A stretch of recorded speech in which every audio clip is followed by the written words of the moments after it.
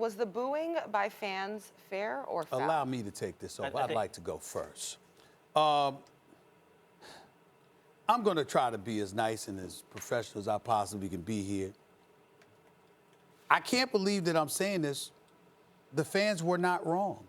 I think people, it's real popular to sit up there and point the finger at the fans, and a lot of times it's justified and it's deserved.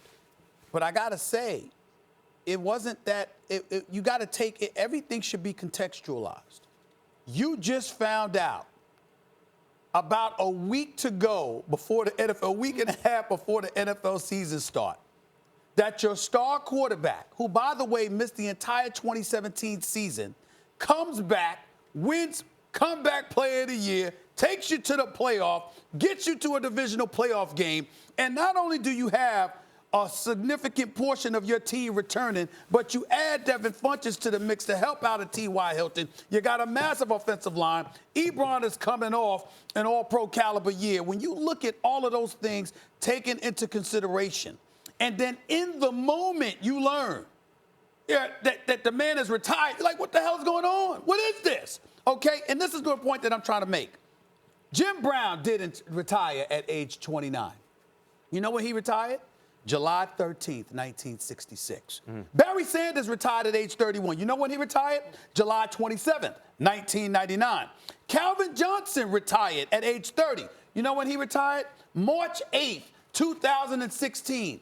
If Andrew Luck had retired at any of those times, I don't think you get that kind of reaction.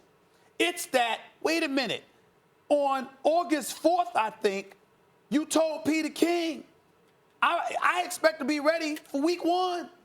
And 2-3 weeks later, you're retiring.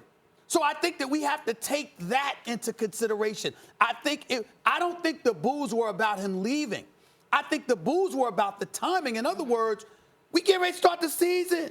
You've been going through what you've been going through, and a week and a half before the NFL season begins, we get this news.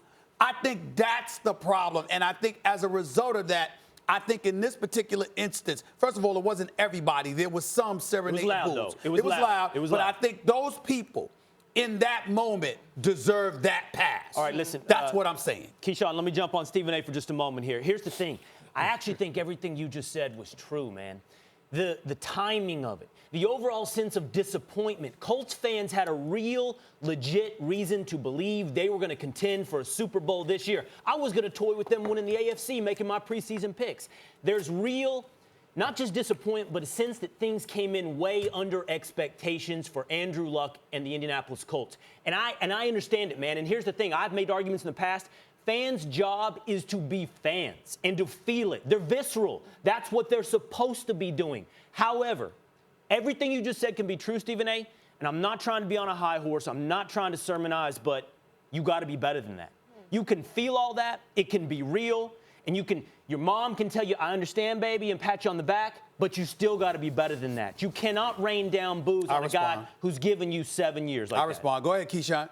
Well, look, I kind of somewhat agree with Stephen A., and I kind of somewhat agree with you too, Will. I would say it this way, though.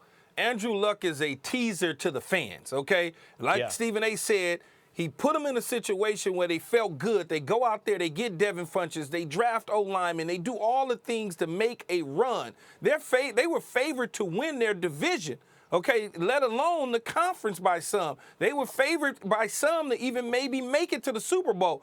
All of these sort of things, fantasy football, you just name it. And then all of a sudden you hear, while sitting in the stands at a preseason game, that your star quarterback has decided to retire right before the end of preseason, and now you basically are stuck with the number 2 quarterback having to be your starter, so you're going to feel a certain type of way.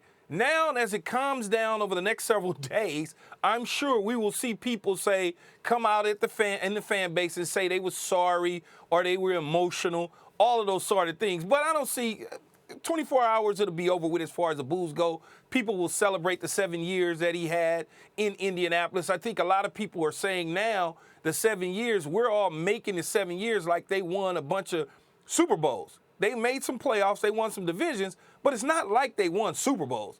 We're not talking about Tom Brady. And because we're of just that, talking about a Key- guy who was showing promise from injuries and taking them to the playoffs when they had a bad season the year before. Yeah, Key, and because of that, I'm not sure it's going to go away in a couple of days. See, we all agree the Andrew Luck experiment, Stephen A. in Indianapolis, fell short.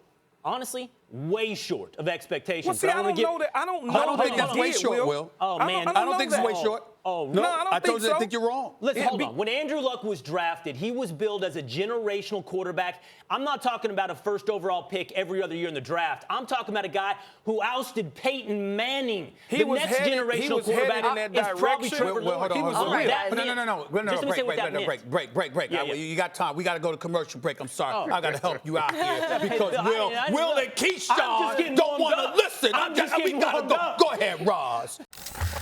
Thank you so much for watching ESPN on YouTube. For more sports highlights and analysis, be sure to download the ESPN app. And for live streaming sports and premium content, subscribe to ESPN Plus.